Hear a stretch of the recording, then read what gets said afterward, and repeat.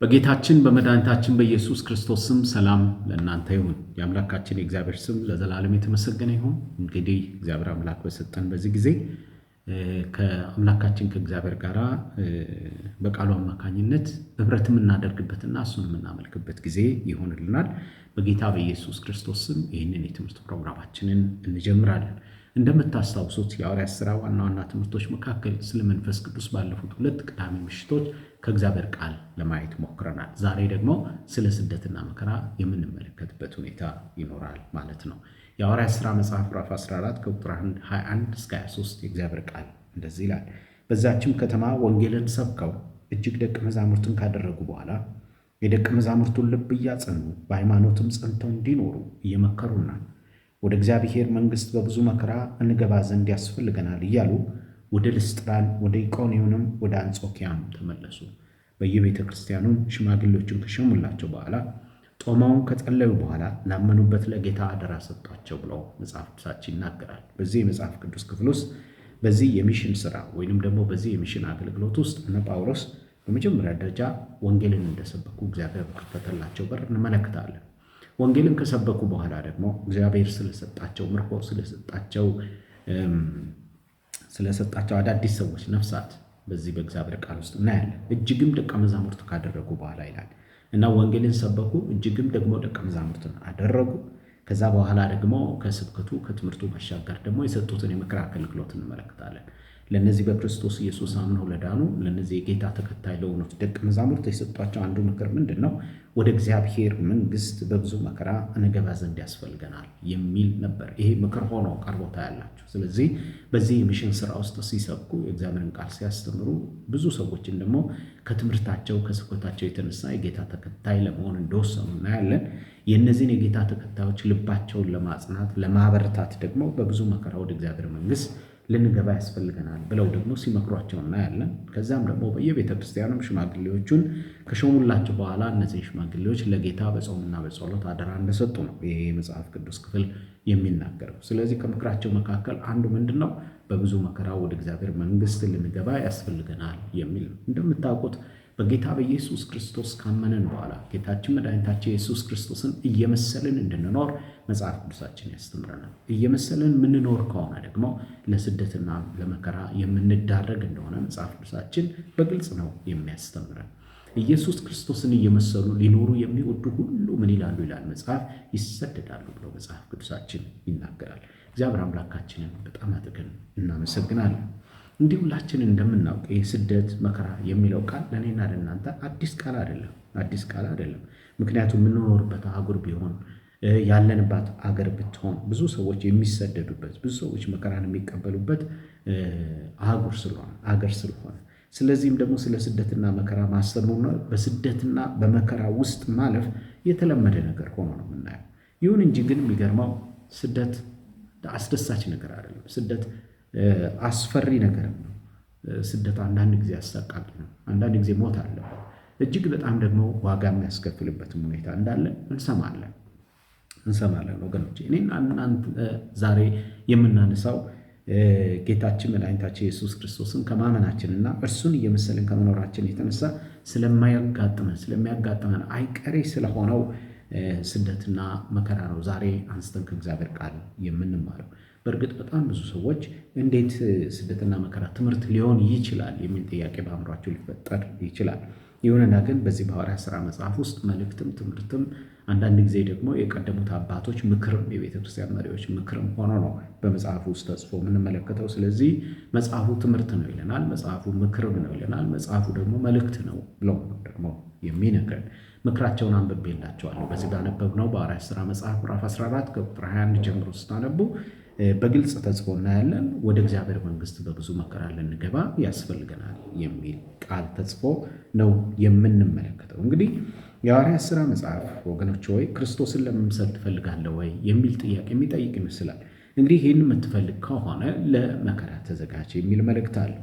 ዓለም ክርስቶስ እንዳልተቀበለችው አንተንም ዓለም አትቀበልህም እና በሰይጣን ግዛት ውስጥ ነው ያለው። ክርስቶስን እየመሰለ የወንጌልን ዘር ለማያምነው ዓለም ስትዘራ ሰልፉ ይበረታብሃል፣ ተቃዋሚዎችም ይነሱብሃል፣ ብሎ ነው የሐዋርያት ሥራ መጽሐፍ የሚናገረው። ነገር ግን ተቃውሞውን፣ ሰልፉን የምታሸንፍበት፣ ስደቱን፣ መከራውን የምታሸንፈው በዋናነት የወንጌል ስርጭትን በማድረግ ነው። ወንጌልን በመናገር ነው።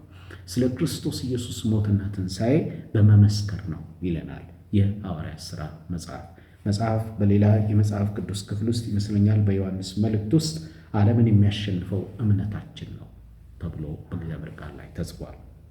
ስለዚህ የተነሱብንን ስደት፣ የተነሳብንን መከራ ልናሸንፍ የምንችለው፣ ልዩ ልዩ ፈተናዎችን ልናሸንፍ የምንችለው ወገኖች ሆይ ጌታችን መድኃኒታችን ኢየሱስ ክርስቶስ ሞትና ትንሣኤውን በመስበክ እንደሆነ ሁላችን ልናውቅና ልንረዳ ይገባናል። እግዚአብሔር አምላካችን የተመሰገነ ይሁን። መጽሐፉን በጥልቀት ስናጠና ሐዋርያት ሥራ መጽሐፍ ውስጥ ስደት መከራ ሆኖ አይደለም የምትመለከቱት። ወንጌልን ለመመስከር ግን አይነተኛ መንገድ ሆኖ እናያለን። እግዚአብሔር ስደትን የሚጠቀመው ቤተክርስቲያን ለማስፋት ለማሳደግ፣ እንዲሁም ደግሞ የሐዋርያት ሥራ መጽሐፍ በዚህ ዙሪያ በስፋት ነው የሚነግረን። እግዚአብሔር ስደትና መከራን ይጠቀመዋል? አዎ ይጠቀመዋል። ለምን ይጠቀመዋል ካላችሁ፣ ለማሳደግ ደግሞ ለማስፋት ይጠቀመዋል እና ቤተክርስቲያን በቁጥር እንድትጨምር የሕይወት ጥራት እንዲኖር ወገኖች ወይ እግዚአብሔር አምላክ ይጠቀመዋል። ከጥቂት ዓመታትም በፊት እኮ እግዚአብሔር የለም የሚል መንግስት በምድራችን በነበረበት በዚያን ጊዜ እኮ ቤተ ክርስቲያን የሚገርማችሁ ነገር በዛ መከራ፣ በዛ ስደት ውስጥ፣ በዛ መዘጋት ውስጥ፣ በዛ ሞት ውስጥ፣ በዛ መገደል፣ በዛ መገረፍ፣ በዛ ሁሉ ስቃይ በወህኒ መጣል ውስጥ እኮ ቤተክርስቲያን አድጋለች፣ ቤተክርስቲያን ሰፍታለች፣ ቤተክርስቲያን በቁጥር ጨምራለች። እና እግዚአብሔር ደግሞ ዘመን አምጥቶ ቤተክርስቲያን በተከፈተችበት ጊዜ በጣም ብዙ ምዕመናን ናቸው ወደ ቤተ ክርስቲያን የመጡት። በጣም ብዙ ደቀ መዛሙርትን በዛ መከራ ውስጥ ቤተ ክርስቲያን እንዳፈራች እንኳን በታሪክ ውስጥ ወገኖች ወይ እንመለከታለን ማለት ነው። እግዚአብሔር አምላካችን የተመሰገነ ይሁን። ሁላችን እንደምናውቅ እንግዲህ ዘር በየቦታው ሲበተን እንደሚበዛና እንደሚያድግ እንደዚሁ የሐዋርያት ሥራ መጽሐፍ እንደሚያስተምረን ቤተ ክርስቲያንም ደግሞ የምትበዛበት አንዱ መንገድ ስደትና መከራ እንደሆነ ነው እንግዲህ የምንመለከተው።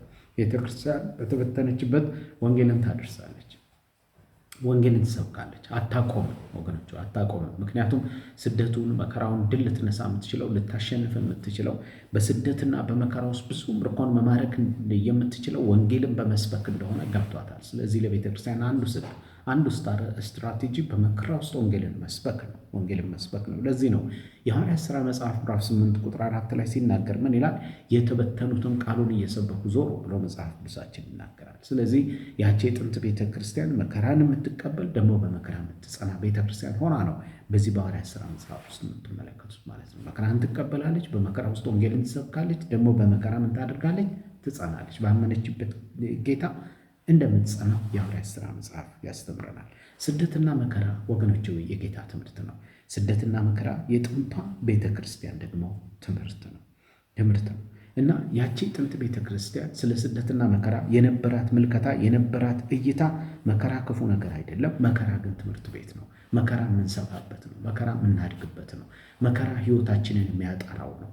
እንደ ወርቅ በእሳት ተፈትነን የምንወጣበት ነው። በቁጥር የምንጨምርበት ነው የምትላችሁ እንግዲህ የሐዋርያት ሥራ መጽሐፍ የሚያስተምረን ስለ ስደትና መከራ ወገኖቼ ወይ ይህንን ነው የሚያስተምረን። መቼም እኔ ይህን ትምህርት በምንማርበት ጊዜ ስደትና መከራ ይምጣ እያልን እንድንጸልይ አይደለም። ነገር ግን ክርስቶስ ኢየሱስን እየመሰልን ምንኖር ከሆነ ግን እንዳልኳችሁ መከራ የማይቀር ነው፣ ስደት የማይቀር ነው። በልዩ ልዩ ፈተና ውስጥ ማለፍ የማይቀር ነገር እንደሆነ ልናውቅ ይገባናል። እንግዲህ በሐዋርያት ሥራ መጽሐፍ ውስጥ ስለ ክርስቶስ መከራ መቀበል እንደ ክብር ነው። ለነዛ አማኞች፣ ለጥንቷ ቤተ ክርስቲያን፣ ለነዛ አገልጋዮች፣ ለነዛ መሪዎች ስለ ክርስቶስ ኢየሱስ መከራ መቀበል ወገኖች ወይ እንደ ክብር ነው። ስለ ክርስቶስ ኢየሱስም ደግሞ መሞት እንደ ሰማዕትነት የሚታይ ሆኖ ነው የምንመለከተው። ከዚህ በመቀጠል እስቲ በጥንቷ ቤተ ክርስቲያን ውስጥ የነበረውን መከራ፣ የነበረውን ስደት ለማየት እንሞክራለን። እንግዲህ የትምህርታችን ቅደም ተከተል ይህን እውነታ በደንብ አድርገን ለመረዳት ትምህርቱን፣ ምክሩን፣ መልእክቱን በደንብ አድርገን ለማግኘት እኔ 3 ሀሳቦችን ማንሳት እፈልጋለሁ። የመጀመሪያው ነገር የመከራው አይነትና መከራውን በቤተ ክርስቲያን ላይ ያደርሱ የነበሩትን ሰዎች እንዲሁ ለማየት እንሞክራለን። በሁለተኛ ደረጃ የመከራውን ደግሞ መከራ የሚመጣበትን ደግሞ ዓላማ ለማየት እንሞክራለን። በሶስተኛ ደረጃ የቤተ ክርስቲያን ምላሽ በመከራ ውስጥ ምንድን ነው መሆን ያለበት የሚለውን እንግዲህ ከሐዋርያት ሥራ እነዚህን 3 ዋነኛ ነጥቦች በማንሳት ለማየት እንሞክራለን። አስቀድመን የመከራውን አይነት እስቲ ለማየት እንሞክር። የመከራው አይነትና የቤተ ክርስቲያን አሳዳጆችን ነው አሁን የምንመለከተው። ወደዚህ ዋነኛ ሀሳብ ከመግባቴ በፊት አሳዳጆች እንግዲህ ቤተክርስቲያኑ ወይንም አማኞችን ሲያሳድዱ ክርስቶስ ኢየሱስን እንደሚያሳድዱ እንኳን አያስተውሉም፣ ደግሞ አያውቁም። ልክ እንደ ሐዋርያው ጳውሎስ ማለት ነው። ይህን ለመረዳት የሐዋርያት ሥራ መጽሐፍ ምዕራፍ 9ና የሐዋርያት ሥራ መጽሐፍ ምዕራፍ 22ን እንዲሁም አንደኛ ጢሞቴዎስ መጽሐፍ ምዕራፍ 1 ቁጥር 12ን ማንበብ ምናልባት የሚጠበቅብን ይመስለኛል። ታውቃላችሁ በዚህ በሐዋርያት ሥራ መጽሐፍ ምዕራፍ 9 እንዲሁም በሐዋርያት ሥራ መጽሐፍ ምዕራፍ 22 ላይ እንደምናነበው ሳውል ሳውል ስለምን ታሳድደኛለህ የሚል ጥያቄ ከእግዚአብሔር ዘንድ ወደ ሳውል እንደመጣለት እንመለከታለን። ይህ ጥያቄ ከመምጣቱ በፊት ጌታችን ኢየሱስ ክርስቶስ በታላቅ ክብርና ብርሃን ሳውልን በደማስቆ መንገድ ላይ እንደተገናኘው ታውቃላችሁ። ያ ደግሞ በደማስቆ መንገድ ይጓዝ የነበረው ጳውሎስ ይሮጥ የነበረው ቤተክርስቲያን ለማፍረስ እንደነበረ መጽሐፍ ቅዱሳችን ይነግረናል። እና ለማፍረስ በሚሮጡበት ጊዜ ጌታችን ኢየሱስ ክርስቶስ በታላቅ ብርሃን ተገናኙ። በዚህም ጊዜ ጳውሎስ አንተ ማን የሚል ጥያቄ ጠየቀ። እሱም ምን አለው? ጌታችን ኢየሱስ ክርስቶስ ጌታ ሆይ አንተ ማን ባለ ጊዜ እርሱም አንተ የምታሳደኝ እኔ ኢየሱስ ነኝ እና ሳኦል ሳኦል ስለምንድን ነው የምታሳድደኝ የሚል ጥያቄ እንደጠየቀው እንመለከታለን ማለት ነው። እያሳደደ ያለው ቤተክርስቲያንን ነው። እያፈረሰ ያለው ቤተክርስቲያን ነው። እያሰቃየ ያለው ቤተክርስቲያንን ነው። ለመግደል እየዛተ ያለው፣ ለማሰር እየዛተ ያለው፣ ክፉ ለማድረግ ተነስቶ የምንመለከተው፣ ለመሳደብ፣ ለማንገላታት፣ ታስረው እንዲቀጡ ለማድረግ፣ በወህኒ ተጥለው እንዲደበደቡ ለማድረግ ወገኖች ወይ እያደረገ ያለው ጳውሎስ በጥንቷ ቤተክርስቲያን ምዕመናንና አገልጋዮች እንዲሁም መሪዎች ላይ እንደነበረ መጽሐፍ ቅዱሳችን ይነግረናል። ይሁንና ግን እዚህ ጋር የምታዩት ጌታችን መድኃኒታችን ኢየሱስ ክርስቶስ በታላቅ ክብርና ብርሃን ለሳውል ከተገለጠ በኋላ ሳውልን ያለው ምንድን ነው? ሳውል ሳውል ስለምን ታሳድኛለህ? በስሙ ነው የጠራው፣ በስሙ ነው። ዛሬ ቤተክርስቲያንን የምታሳድዱ ለቤተክርስቲያን መከራና ፍዳ ምክንያት የሆናችሁ ሰዎች ጌታ ኢየሱስ በስማችሁ ያውቃቸዋል፣ በስማችሁ ያውቃቸዋል። እናንተም በስማችሁ ማወቁ ብቻ አይደለም እያደረጋችሁት ያለውንም ነገር ይመለከታል። ማሳደዳችሁን ይመለከታል፣ ግፋችሁን ይመለከታል። የምታሳዩትን የእግዚአብሔርን ሕዝብ ላይ በእግዚአብሔር ቤተክርስቲያን ላይ የምታመጡትን ጭንቅ፣ መከራ፣ ፍዳ ሁሉ ጌታ ኢየሱስ ክርስቶስ ይመለከታል። እና ሌላው መረዳት ያለባችሁ ነገር ቤተክርስቲያን ስታፈርሱ፣ ቤተክርስቲያን ስታሳድዱ እያሳደዳችሁ ያላችሁት ጌታችን መድኃኒታችን ኢየሱስ ክርስቶስን ነው። ማለት ምን ማለት ነው? ግጭታችሁ ከጌታ ጋር ነው። ግጭታችሁ ከእግዚአብሔር ጋር ነው። እውነተኛዋን ቤተክርስቲያን የሚያሳዱ ሰዎች እየተጋጩ ያሉት ደግሞ ከጌታ ጋር እንደሆነ ልናውቅና ልንረዳ ይገባናል ማለት ነው። እግዚአብሔር አምላካችን በጣም አድርገን እናመሰግናለን። መቼም ጳውሎስ ይህን በሚያደርግበት ጊዜ ሁለት ነገሮችን በእግዚአብሔር ቃል ውስጥ አላቸው። አንደኛ የሰጠውን ስልጣን፣ ከካህናት አለቆች ስልጣን እንደተሰጠው መጽሐፍ ቅዱሳችን ይናገራል። እና ስልጣን ነበረው፣ ቤተክርስቲያን ለማፍረስ ስልጣን ነበረው። ከካህናት አለቆች ስልጣን ተቀብሏል። በዚህ ስልጣን ነበር እየሮጠ የነበረው። ሁለተኛ ደግሞ እውነተኛ ቅናት በልቡ ውስጥ ነበረ። ስለ እግዚአብሔር ይቀና እንደነበረ መጽሐፍ ቅዱሳችን ይናገራል። እና እውነተኛ ቅናት በልቡ ውስጥ ኖሮት ይሮጥ እንደነበረ ቤተክርስቲያን ለማፍረስ እንመለከታለን ማለት ነው። እና በእውነት ለእግዚአብሔር የሚቀና ሰው እንደሆነ መጽሐፍ ቅዱሳችን ይመሰክርለታል። ነገር ግን ይህን ቅናቱን ግን በአግባቡ ሲጠቀሙበት አትመለከቱም። እና ከንቱ ቅናት እንደ ቀናታ ያላችሁ ቅናቱ እውነተኛ ቢሆንም ስለ እግዚአብሔር ቀንቶ ተነስቶ ቤተክርስቲያን እያሳደደ ቢሆንም ግን ከእግዚአብሔር ቃል የወጣ ትክክለኛ ያልሆነ አካሄድ እንደሆነ ግን እንመለከታለን ማለት ነው። ስለዚህ ጳውሎስ አሳዳጁን ሳውልን ስትመለከቱ ሁለት ነገር ታያላችሁ። አንደኛ ስልጣኑ፣ ሁለተኛ ደግሞ በእውነት ለእግዚአብሔር ቀንቶ ያደርግም እንደነበር ያሳድድም እንደነበር እንኳን መጽሐፍ ቅዱሳችን በተለይም ደግሞ የሐዋርያት ሥራ መጽሐፍ ምዕራፍ 22 ቁጥር 3ን በምታነቡበት ጊዜ እንመለከታለን። ዛሬም ወገኖች ሆይ ስልጣናችሁን ተመክታችሁ ሊሆን ይችላል። ዛሬም በውስጥ እውነተኛ ቅናት አለ ብላችሁ በእውነተኛ ቅናትም ተነሳስታችሁ ቤተክርስቲያን የምታሳዱ፣ ስልጣን አለኝ ብላችሁ ቤተክርስቲያን የምታሳዱ የምታፈርሱ ወገኖች ካላችሁ በእውነት እንደ እግዚአብሔር ቃል መክራችኋለሁ። እያሳደዳችሁ ያላችሁት የናዝሬቱ ኢየሱስን ነው። ስለ እናንተ የሞተውን የተቀበረውን ከሙታን በሦስተኛ ቀን የተነሳውን ያረገውን ተመልሶ መጥቶ ቤተክርስቲያንም የወስዳትን ያንን ጌታ ነው እያሳደዳችሁ ያላችሁት። ስለዚህ እንደ ጳውሎስ ከስደታችሁ ተመልሳችሁ በጌታ በኢየሱስ ክርስቶስ በማመን ለጌታ የምትኖሩ ለጌታ የምትሰደዱ እንድትሆኑ ነው። እንግዲህ እኔ በዚህ አጋጣሚ በክርስቶስ ኢየሱስ ስም በእግዚአብሔር ቃል አድርጌ የምመክራችሁ። እግዚአብሔር አምላካችን የተባረከና የተመሰገነ ይሁን። እንግዲህ ከዚህ በመቀጠል የምንመለከተው በሐዋርያት ሥራ መጽሐፍ ውስጥ የመጀመሪያውን ስደትና መከራ በኢየሩሳሌም ታያላችሁ። ምዕራፍ 4 እና 5 ስናነብ ማለት ነው። ከዛም ባሻገር በሁለተኛ ደረጃ የእስጢፋኖስን ስለ ወንጌል መስዋዕት መሆኑን በምዕራፍ 6 እና 7 ላይ ደግሞ እንመለከታለን። በሦስተኛ ደረጃ ያመኑት ሁሉ እንደተበተኑ ደግሞ የሐዋርያት ሥራ መጽሐፍ ምዕራፍ 8 ይነግረናል።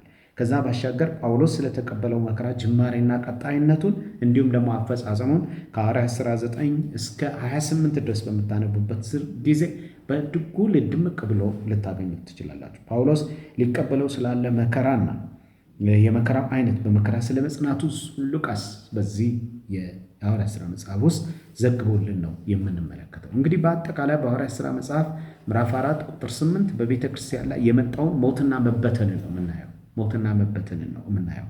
ከምዕራፍ 9 እስከ 28 ድረስ ደግሞ እንዳልኳቸው የጳውሎስና የጓደኞቹን ስለ ክርስቶስ ኢየሱስ መከራ መቀበልና በመከራ ጸንተው የኢየሱስ ክርስቶስ ሞትና ትንሣኤ እየሰበኩ መቀጠላቸውን በመጽሐፍ ቅዱሳችን ውስጥ እንመለከታለን። እኔ ይህንን የእግዚአብሔርን ቃል በማስብበት ጊዜ ወገኖች፣ ወይም መጽሐፍ ቅዱሴን በማነብበትና በማጠናበት ጊዜ አንድ መዝሙር ነው ወደ ልቤ መጣው። ይህ የቆየ መዝሙር ነው። እንዲህ የሚል ነው። ልብህ ጽኑ ይሁን፣ አትላላ፣ ጠንክር፣ ባመንክበት ጌታ በፍጹም አትፈር የሚል አንድ የቆየ መዝሙር አለ። ይህ ትክክለኛ መዝሙር ነው። እግዚአብሔር አምላካቸው የተመሰገነ ይሁን። ዛሬም ቢሆን እንደ እግዚአብሔር ቃል አድርጌ የምመክራችሁ በስደትና በመከራ ውስጥ ያላችሁ ወገኖቼ ልባችሁ ጽኑ ይሁን፣ አትላሉ፣ ጠንክሩ፣ ባመናችሁበት ጌታ ደግሞ አትፈሩ። ልክ ጳውሎስ እኮ ለጢሞቴዎስ እንዳለው ነው። ባመንክበት ጌታ አትፈር፣ በእኔም ደግሞ በእኔ እስራትና በእኔ ጳውሎስ ደግሞ አትፈር ብሎ እንዴት እንዳደፋፈረው እንዳበረታታው መጽሐፍ ቅዱሳችን ይነግረናል። ስለ ስደትና መከራ መማር ብቻ ሳይሆን ወገኖቼ ሆይ ባለፉት ዘመናት መዝሙርም ተዘምሯል፣ ታሪክም ደግሞ ተጽፎ እንመለከታለን ማለት ነው። ታውቃላችሁ፣ በስደትና በመከራ ውስጥ ሆነው ሲላስና ጳውሎስ ሲዘምሩ እንደነበረ፣ ለእግዚአብሔር ይቀኙ እንደነበረ፣ ጌታን ያመልኩ እንደነበረ፣ ጌታን ከፍ ከፍ ያደርጉ እንደነበረ እንኳን መጽሐፍ ቅዱሳችን ይናገራል። ስለዚህ በስደትና መከራ ውስጥ ወገኖቼ ሆይ የጥንቷ ቤተክርስቲያን ትዘምር ነበር፣ ታመልክ ነበር። እንዲሁም ደግሞ ጌታን ኢየሱስ ክርስቶስን ያለ ፍርሃት በድፍረት ከፊት ይልቅ ደግሞ ትሰብክ እንደነበር እንኳን መጽሐፍ ቅዱሳችን ይናገራል። ስለዚህም ይሄ ልብህ ጽኑ ይሁን፣ አትላላ፣ ጠንክር፣ ባመንክበት ጌታ በፍጹም አትፈር።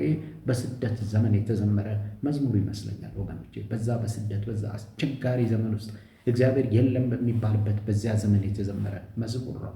እግዚአብሔር አምላካችን በጣም አድርገን እናመሰግናለን። በመከራ ውስጥ የምትዘምር ቤተክርስቲያን፣ በመከራ ውስጥ የሚዘምር ጌታን የሚያመልክ ጽኑ ልብ ያለው ጠንካራ፣ ባመነበት ጌታ ማታፍር ቤተክርስቲያን፣ ማፍራ አገልጋይ፣ ማፍሬ ቤተክርስቲያን መሪ፣ ማያፍሩ ምዕመናን ወገኖቼ ሆይ በዚህ በሐዋርያት ሥራ መጽሐፍ ውስጥ ተገልጠው ትመለከታላችሁ። ዛሬም እኔና እናንተ ይህንን እንመኛለን፣ ይህንን እናፍቃለን ወገኖቼ ሆይ እንናፍቃለን። እግዚአብሔር አምላካችን ሁላችንንም ይርዳል። እስቲ የመከራውን አይነት ለማየት እንሞክር። መከራ አድራሾቹንና የመከራውን አይነት እስቲ እንመልከት። የሐዋርያት ሥራ መጽሐፍ ስናጠና የደረሰባቸው መከራ ልዩ ልዩ እንደሆነ መጽሐፉ ይነግረናል። ለምሳሌ የመከራው አይነት መደብደብ፣ እስራት፣ ዛቻ፣ ማስፈራራት፣ ትእዛዝና ማስጠንቀቂያ፣ ክስ፣ ቁጣ፣ የጥርስ ማፋጨት፣ በድንጋይ መወገር፣ መበተን፣ ሞት፣ መጎተት፣ መንገላታት፣ ቤተ ክርስቲያንን ማፍረስ፣ አሳልፎ መስጠት፣ ውከት ማስነሳት፣ በሰንሰለት መታሰር፣ መጣረቅ፣ ከግንድ ጋር መጣበቅ፣ የልብሳቸው መገፈፍ፣ በበትር መመታት፣ መጠላት፣ መሰደብ ሆኖ ትመለከታላችሁ።